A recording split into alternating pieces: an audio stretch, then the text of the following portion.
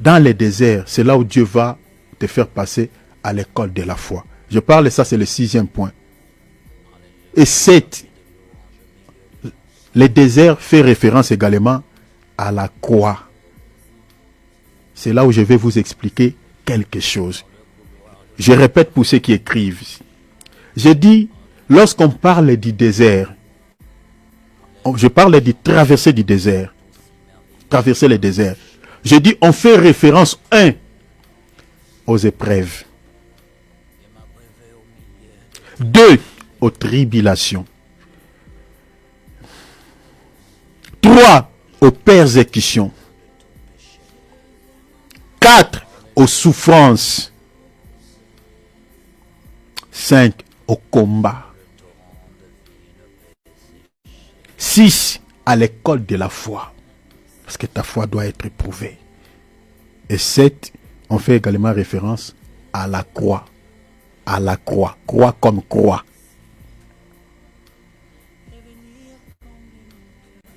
C'est là qu'on paye les prix.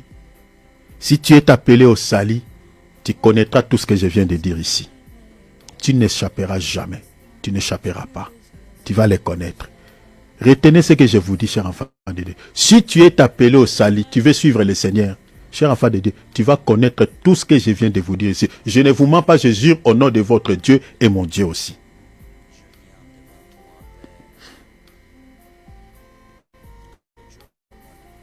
C'est là où on paye les coûts de l'enlèvement. Mais retenez ceci. Le désert est le seul chemin qui sépare le pays d'Égypte et le pays de Canaan. C'est le seul lieu qui sépare ces deux pays. C'est-à-dire, si tu quittes l'Égypte, dès que tu quittes l'Égypte, tu ne peux pas atteindre Canaan, comme j'avais dit ici, sans passer par les déserts. Sans passer par les déserts. C'est un passage obligé. C'est le seul chemin, c'est la seule voie pour atteindre Canaan. Donc si vous n'êtes pas passé par les déserts, vous n'atteindrez pas Canaan. Vous n'entrerez pas au pays de Canaan. Je vais dire quoi par là dans un langage clair. Quand on quitte le monde pour aller au ciel, le seul chemin que le Seigneur nous fait traverser pour arriver au ciel, c'est l'école de la foi. Cette école-là, c'est-à-dire, on va raconter tout ce que je viens de vous dire ici. Les épreuves, les souffrances. Lisons même un passage. Prenons Actes chapitre 14, verset 22. Bien-aimé Philippe, prends-moi cela s'il vous plaît. Actes chapitre 14, verset 22. Donc tu ne peux pas entrer au royaume des cieux si tu n'es pas passé par les déserts. Fortifiant l'esprit des disciples, alors mollo, l'apôtre Paul, la Bible dit, il est en train de fortifier. Vous savez, quand on fortifie quelqu'un, c'est-à-dire, c'est que la personne peut-être, il est dans un état, elle est dans un état de fatigue ou de faiblesse. Il a dit, vous êtes en train de le fortifier. C'est que la personne n'est pas forte. C'est que la personne, elle est faible. Je vois la connexion danse un peu. Je ne sais pas, il y a un souci. Que le Seigneur puisse aider. Est-ce qu'on dirait qu'il y a un problème avec mon ordi? Bon, que le Seigneur puisse aider. Que cela s'arrange. Voilà, gloire à Dieu, c'est revenu. Je suis en train de dire que dans les déserts, c'est là où le Seigneur purifie nos cœurs. Ici, l'apôtre Paul est en train de fortifier les disciples. Répétez encore, il dit quoi? Fortifiant l'esprit des disciples. Il est en train de fortifier et non la chair. Il fortifie l'âme. Vous voyez l'objectif de tout serviteur de Dieu. Il cible l'âme. Les apôtres sont différents des serviteurs de Dieu que nous avons aujourd'hui dans nos assemblées. Qui ne ciblent pas l'âme dans leur message. Regardez ici, il dit fortifiant l'esprit. Il ne fortifie pas la chair. L'esprit. C'est-à-dire, tout ministre de Dieu qui est appelé à annoncer la parole, il ne cible pas la chair, il cible l'âme. Ça, ce n'était qu'une parenthèse que j'ouvre, je referme. Ils fortifiaient leurs âmes, ils fortifiaient leurs esprits. L'objectif que l'apôtre Paul était en train d'exhorter les disciples ici, il ciblait l'âme. Il était en train d'instruire, il était en train de bâtir la foi de ces chrétiens. L'âme. Il dit quoi encore?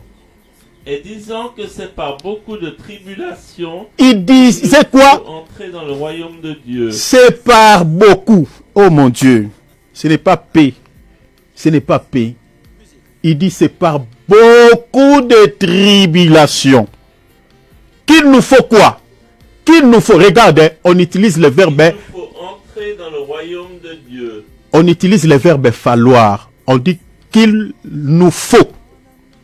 Qu'il faut entrer. Il faut. Quand on dit il faut, c'est une obligation. Vous ne pouvez passer outre. Vous ne pouvez pas faire autrement. Donc, vous êtes obligé. C'est ça le verbe qui est conjugué là-bas. Qu'il nous faut entrer dans le royaume des cieux. C'est pour ça que je vous ai dit que vous ne pouvez pas quitter Canaan, et plutôt Égypte, aller au pays de Canaan si vous n'êtes pas passé par le désert. C'est un passage obligé, un passage obligatoire. C'est ça ce qui est dit là-bas. Et un chrétien qui n'est pas préparé par rapport à ces choses, il attribuera toutes les souffrances qu'il traverse dans sa vie aux sorciers de leur famille. Il va attribuer tout à Satan. Alors que tu es déjà enfant de Dieu, tu es sauvé. Le diable ne peut pas te maltraiter tout le temps. Donc toutes les souffrances que tu traverses dans ta vie, si tu sais que toi tu as la crainte de Dieu, tu marches correct avec Dieu, pourquoi tu vas attribuer tout aux sorciers de votre famille? Comme moi je suis là, je marche dans la crainte de Dieu. Quand je traverse une situation compliquée dans ma vie, bien aimé, je ne peux pas d'abord voir Satan, non. Je ne peux pas d'abord voir les sorciers de ma famille. Je sais que oui, ils travaillent, ils combattent. Ils cherchent aussi à s'attaquer à moi. Mais je sais qu'en tant qu'enfant de Dieu, je suis d'abord protégé par le Seigneur. Mais si je vois que certaines choses sont un peu très compliquées dans ma vie, la première des personnes que je dois voir dans ma vie, qui est derrière ce problème, c'est d'abord Dieu. Parce que je suis son fils. Il a droit de me protéger.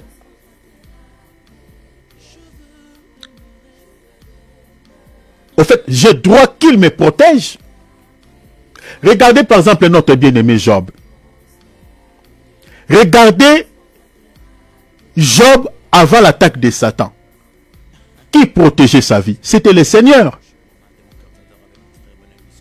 Et quand le diable est allé au ciel négocier avec Dieu pour qu'il s'attaque à Job, qu'est-ce que le diable disait dans sa bouche? Quand Dieu lui avait posé la question, Dieu lui a demandé, dit, est-ce que as-tu vu mon serviteur Job sur la terre? Il n'y a personne qui est comme lui sur la terre. Dieu jetait un peu de fleurs à Job, donnait un peu de éloges à Job. Il disait à Satan, il n'y a personne comme lui sur la terre. Qu'est-ce que le diable avait répondu? Il dit, c'est parce que tu le protèges, c'est parce que tu l'as béni, mais portez seulement sa main sur ces choses. Tu verras qu'il va régner sa foi, il va te régner. Satan savait que la protection de la vie de Job était entre les mains du Seigneur. La paix de Job, de Job était entre les mains du Seigneur. Le succès, la réussite et les bénédictions de Job étaient entre les mains du Seigneur. C'est-à-dire, en tant qu'enfant de Dieu, notre paix ne dépend pas de nos institutions de la République, mais dépend de Dieu. Notre service sur la terre ne dépend pas de nos pays, de nos autorités, mais dépend du Seigneur. En tant qu'enfant de Dieu, ta nourriture dépend de Dieu. Ton succès, ta réussite dépend de Dieu. Tout ce que tu fais dans la vie, en tant qu'enfant de Dieu, dépend de lui, dépend du Seigneur. Ta sécurité est entre les mains du Seigneur. Les bandits peuvent circuler dans les quartiers où toi tu vis.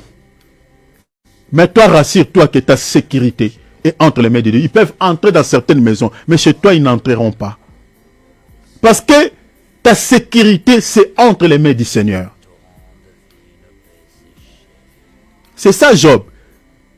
Avant l'attaque de l'ennemi, le diable savait que Job, il est protégé par Dieu. Dieu protège ses enfants.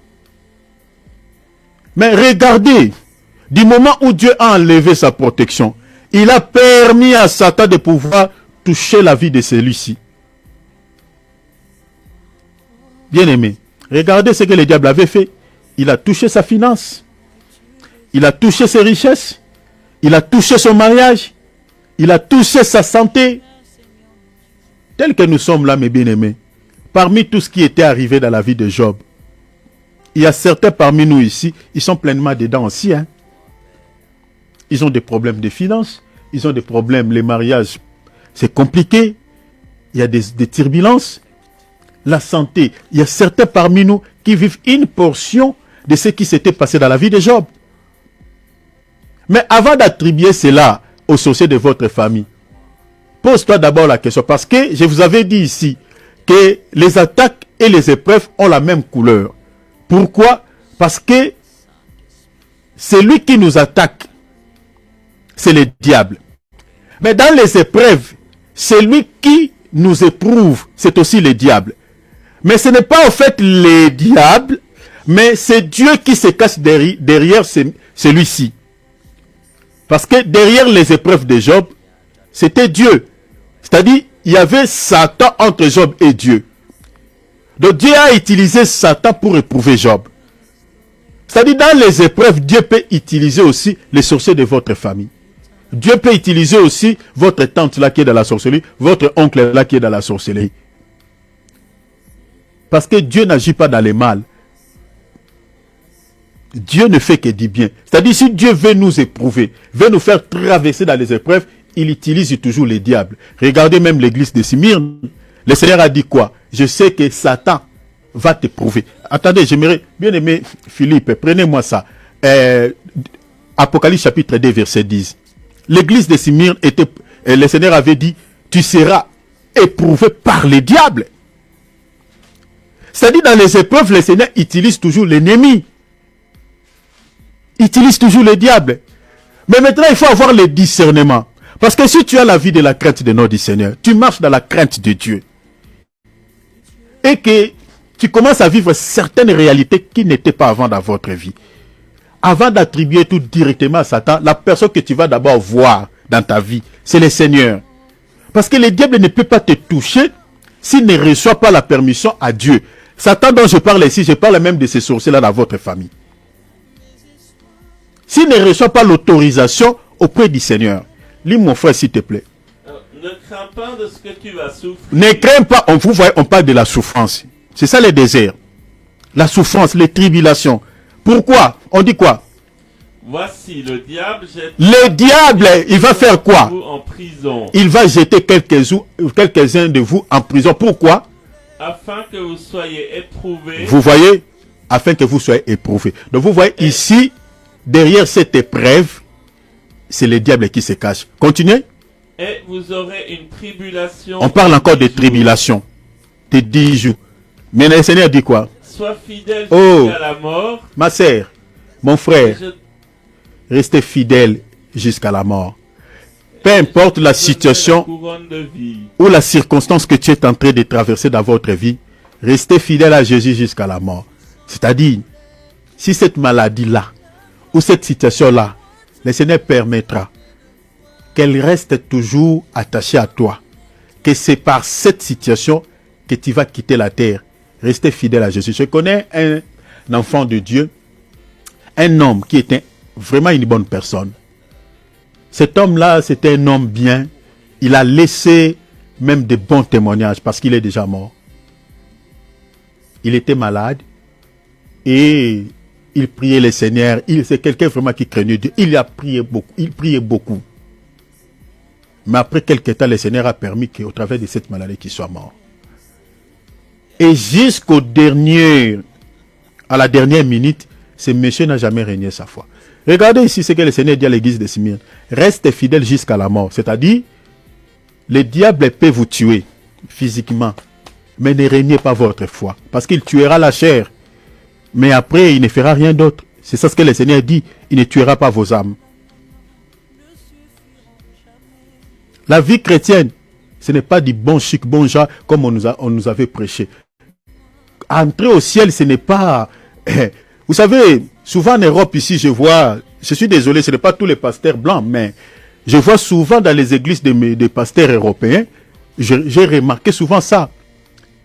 C'est comme si une fois, souvent ce sont ceux qui ont fait des écoles théologiques. Ce n'est pas tous, mais ceux qui ont souvent fait des écoles théologiques. Donc c'est comme si, bon, quand on donne sa vie à Jésus, tout est réglé, tout est nickel, on commence déjà le paradis sur la terre. Mais c'est faux. C'est pas ça. Les ciels, c'est qui hériteront. C'est pour cela la Bible dit quoi? Le royaume des cieux est forcé. C'est les violents qui s'en emparent. Ah, c'est pas facile. Beaucoup de chrétiens ne sont pas préparés par rapport à ce que nous sommes en train de dire là. Ce sont des messages que beaucoup de chrétiens n'aiment pas entendre. Mais laisse-moi vous prêcher cela. Parce que c'est important, c'est capital, c'est fondamental par rapport à notre salut. Parce que, ou soit on suit le Seigneur, ou soit on retourne dans le monde. On a le choix à faire.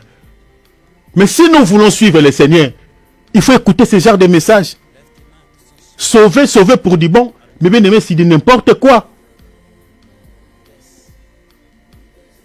Le salut est gratuit quand on reçoit Jésus, quand on reçoit la parole.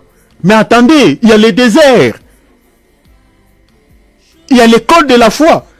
Qu'entendez-vous par la foi? Quand vous entendez parler souvent de la foi, qu'est-ce que cela vous dise? Quand vous entendez souvent la foi. Bien aimé, dans la Bible, quand on parle de la foi, on fait référence à toutes ces choses que je viens de vous dire, aux épreuves. La vraie foi doit être toujours éprouvée. Il n'y a pas une foi dans la Bible qui n'a jamais été éprouvée. La vraie foi a été toujours éprouvée. C'est ça ce que Pierre dit. Que vous soyez éprouvés par des différentes épreuves. L'apôtre Pierre dit, comme l'or cependant est éprouvé par les faits. Il compare la foi à l'or qui doit passer par les faits. Et à la fin, l'apôtre Pierre dit, qui aura comme résultat la louange et la gloire quand Jésus-Christ apparaîtra, c'est-à-dire quand le Seigneur viendra nous chercher. C'est là où le Seigneur va maintenant nous donner des récompenses. Parce que nous avons gardé la foi.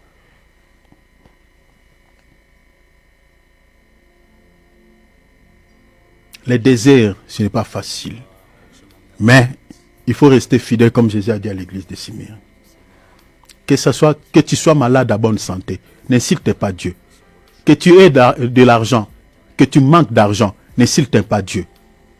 Que tu aies le mariage ou pas, n'insulte pas Dieu. Que les choses marchent dans ta vie, ne marchent pas.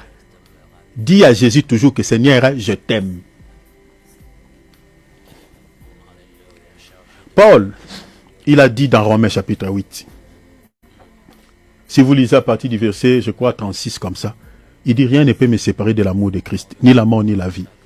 Ni les tribulations, ni les choses présentes. Mais bien aimé, mais lisez, je crois, dans 2 Corinthiens, là toujours, je crois chapitre 7 ou chapitre 8, Paul, il a donné toute une liste de persécutions qu'il a endurées dans sa vie. Paul a étalé toute une liste. Et toute une liste. Il a raconté ce qu'il a enduré dans sa vie. Vous savez, dans 2 Timothée là, quand Paul Paul dit que j'ai combattu les bons combats de la foi, hein, je suis dans 2 Timothée 4, j'ai gardé la foi, j'ai achevé ma course, il ne dit pas pour dire. Lisez, je crois, dans 2 Corinthiens, je crois chapitre 6 ou chapitre 7, Paul a attelé toute une liste de souffrances, de tribulations, de choses qu'il a endurées. Il dit, plusieurs fois j'ai été fouetté, 40 coups moins 1, plusieurs fois dans la péril, plusieurs fois dans la famine. Il a parlé beaucoup de choses. C'est ça la vie chrétienne. Vous allez connaître cela. Parce que votre foi doit être éprouvée comme l'or, doit passer par les faits. Et c'est dans cette étape que beaucoup de chrétiens disent, si tel est le cas, moi j'abandonne. Et beaucoup fréquentent nos assemblées, mais dans leur cœur, Jésus n'est plus. Jésus n'existe plus. C'est pour ça que vous voyez, aujourd'hui, nous avons des chrétiens charnels. Beaucoup. Pourquoi? Parce que beaucoup ne sont pas préparés. Donc, ils ne supportent pas des épreuves. Ils disent, nous avons des sœurs qui écoutent la parole, mais qui continuent à vivre dans une vie de dérèglement, dans une vie de débauche, dans une vie de saleté. Nous avons des frères qui continuent à suivre le Seigneur, mais qui vivent également dans une vie d'immonde, complètement le monde. Pourquoi aujourd'hui, il y a certains serviteurs de Dieu, certaines personnes qui prêchent la parole, mais sont impliquées dans des choses qu'on retrouve chez les païens? Pourquoi? Pourquoi posez-vous la question? Nous avons certaines personnes qui écoutent la parole. Certains même sont ministres de Dieu qui annoncent la parole, mais sont impliqués dans de mêmes choses que les païens. Il y a certains serviteurs de Dieu qui sont impliqués dans l'impudicité. Certains serviteurs de Dieu sont impliqués dans l'escroquerie. Vous n'avez jamais entendu ça? Regardez, tapez même sur la toile, vous tomberez sur des vidéos comme ça. Vous savez à cause de quoi? Parce qu'il y a certaines personnes qui sont devenues même ministres de Dieu, mais ne sont pas préparées par rapport à ces choses. Bien aimé, la vie chrétienne de bon chic, bon char n'existe pas. Je vous jure devant le Seigneur, ça n'existe pas. Si un homme de Dieu vous prêche comme ça, il vous a menti. Cela contredit carrément la Bible. Il n'y a pas une foi dans la Bible qui n'a jamais été éprouvée. Toute foi dans la Bible doit être toujours éprouvée. Parce que le socle de la vie chrétienne, c'est la foi. La vie chrétienne est bâtie par la foi. Nous avons crié à Jésus, on n'a jamais vu Jésus. Mais nous l'acceptons dans notre vie par la foi. Nous croyons que nous avons le salut par la foi. Et cette foi-là que nous avons envers Dieu doit être éprouvée. Si la foi n'est pas éprouvée, bien aimé, la porte du ciel est fermée. C'est ça la vérité.